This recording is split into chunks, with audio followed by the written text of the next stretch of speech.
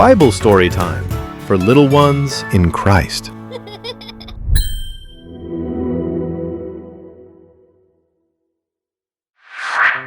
Hi குட்டீஸ், மீண்டும் உங்களை பைபிள் ஸ்டோரி டைமுக்கு அன்போடு வரவேற்கிறேன்.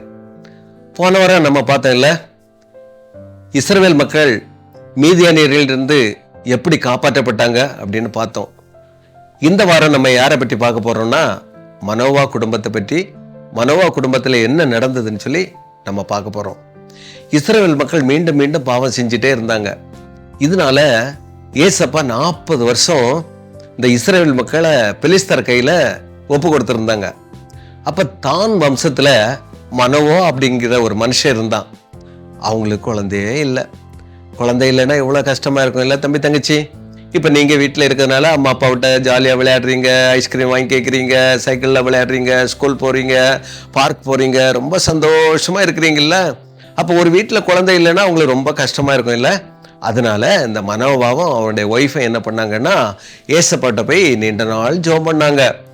இப்படி நீண்ட நாள் ஜெபம் பண்ணதுனால மனோவாவுடைய மனைவி வயல்வெளியில் வேலை செய்துட்டு இருக்கும்போது ஒரு தூதன் வந்து அவங்களுக்கு தரிசனமாகி, உங்களுடைய வேண்டுதல் கேட்கப்பட்டது, உற்பவ காலத்துல உங்களுக்கு ஒரு குழந்தை கிடைக்கும், அந்த குழந்தைக்கு தலையில சவரகன் கத்தி படவே கூடாது, நீங்க திராட்சை ரசமாகலும் மதுவாயினும் குடிக்க கூடாது, ஏனென்று சொன்னால் தேவன் கொடுக்கிற குழந்தை, அதனால அவனை அன்பா நீங்க வளர்க்கணும் அப்படின்னு சொன்னாங்க. இந்த சந்தோஷமான செய்தியை கேட்டு அவங்க மனைவி மனோவாட்ட வந்து சொன்னோன்னா, ஏசப்பா எனக்கும் அந்த ஒரு வெளிப்பாடு கிடைக்கணும் அப்படின்னு சொல்லி அவன் உறுதியை கேட்டோன்னே ஏசப்பா மறுபடியும் அந்த தூதனை அனுப்பி வயல்வெளியில அதே மாதிரி மனோவுக்காக வெளிப்படுத்தினாங்க. உடனே மனோவா ரொம்ப சந்தோஷப்பட்டு தூதன் நீங்கள் கொஞ்ச நேரம் வெயிட் பண்ணுங்க, உங்களுக்கு அப்பம் இறைச்சியும் கொண்டு வரேன், உங்களுக்கு பலி செலுத்தணும்னு சொன்னாங்க. ஆனால் மனோவா தூதன் சொன்னாங்க, நீங்கள் பலி செலுத்த வேணும்னா அதை கர்த்தருக்கு செலுத்துங்க, எனக்கு செலுத்த வேண்டாம் அப்படின்னு சொல்லி அந்த இடத்த விட்டு கடந்து போயிட்டாங்க. கொஞ்ச நாள் கழிச்சோன்னே அந்த மனோவாவுக்கு ஒரு அழகான ஆண் குழந்தை பிறந்தது. அந்த குழந்தைக்கு சிம்சோன்னு பேர் வச்சாங்க. ஆனா ஏசப்பா என்ன கண்டிஷன் கொடுத்திருந்தாங்க? அவனுடைய தலைமையில யாருமே என்ன பண்ணக்கூடாது, சிரைக்க கூடாது, அவனுடைய தலைமுடியில சவரகன் கத்தி படவே கூடாது சொன்னாங்க. இப்ப சிம்சன் வளர்ந்து கொஞ்சம் பெரிய ஆளாயிட்டான். பெரிய ஆள் வந்தோடனே அவனுக்குள்ள தனி ஒரு பெலன் அப்படியே வளர வளர அவனுக்குள்ள அப்படியே ஒரு திமிர் வந்துட்டு, உடனே அவங்க அப்பா அம்மாட்ட சொல்கிறான், நான் திம்னாத் ஊருக்கு போகிறேன், அங்கே போய் ஒரு கல்யாணம் பண்ண போகிறேன் அப்படின்னு சொன்னாங்க. உடனே மனோவா சொல்கிறாரு, அவங்க விருத்த சேதனை இல்லாத பெலிஸ்த ஜனங்கள் அங்கே போய் நம்ம திருமணம் செய்யக்கூடாதுன்னு சொன்ன பிறகு கூட இவன் அந்த வார்த்தைக்கு கீழ்ப்படியாமல் அவங்க அம்மா அப்பாவை கூப்பிட்டு திம்னாத் ஊருக்கு போகிறான். போகிற வழியில் அங்கே திராட்சை தோட்டம் எல்லாம் நிறைய இருக்குது. போக வழியில் ஒரு பெரிய சிங்கத்தை கொண்டான். அப்படியே கண்ட உடனே அந்த சிங்கத்தை அப்படியே பிடிச்சி ஒரு ஆட்டுக்கு வாயை கிழிக்கிறது போல கிழிச்சு போட்டுட்டு போயிட்டான். மறுபடியும் திம்னாத்தூரில் அங்கே போயிருந்தான்.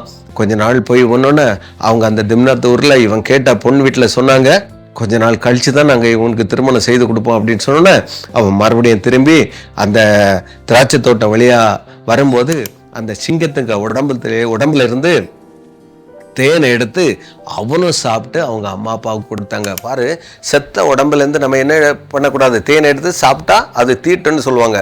சரின்னு சொல்லி சொந்த ஊருக்கு வந்து மறுபடியும் கொஞ்ச நாள் கழிச்சு திம்னாத் ஊருக்கு போய் அந்த பெண்ணை வந்து இவன் திருமணம் செய்ய கேட்கும்போது அவங்க சொன்னாங்க, நாங்கள் இதை வேறொரு ஆளுக்கு திருமணம் பண்ணி கொடுத்தோம்னு சொன்னோன்னே சிம்சனுக்கு கடுமையான கோபம் வந்துச்சு.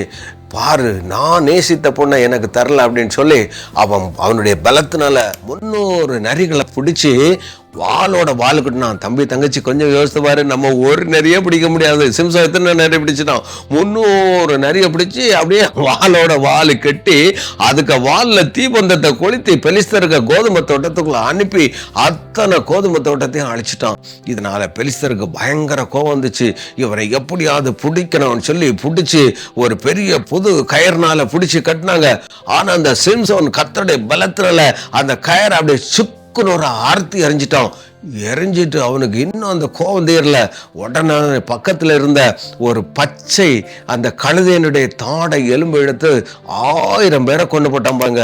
அந்த 1000 பேரை கொன்னோடனே இவனுக்கு ரொம்ப டயர்ட் ஆகிட்டான். அப்படியே ஒரு தண்ணி தாகம். அப்படியே ஏசப்பாவை நோக்கி பார்த்தான். அப்போ கூட ஏசப்பா சரி மனதுருகி ஒரு பள்ளத்தாக்க காட்டினார். லேகி என்கிற ஒரு பள்ளத்தாக்க காட்டினாரு. அந்த பள்ளத்தாக்குலேருந்து அதுலேருந்து தண்ணி வந்தது. அந்த தண்ணியை குடித்து அதுக்குள்ள அவனுக்கு ஒரு ஜீவன், ஒரு புது பலன் வந்தது. அதனால அந்த லேகி பள்ளத்தாக்குக்கு எண்ணக்கோரி அப்படின்னு சொல்லிட்டு பேர் வச்சாங்க.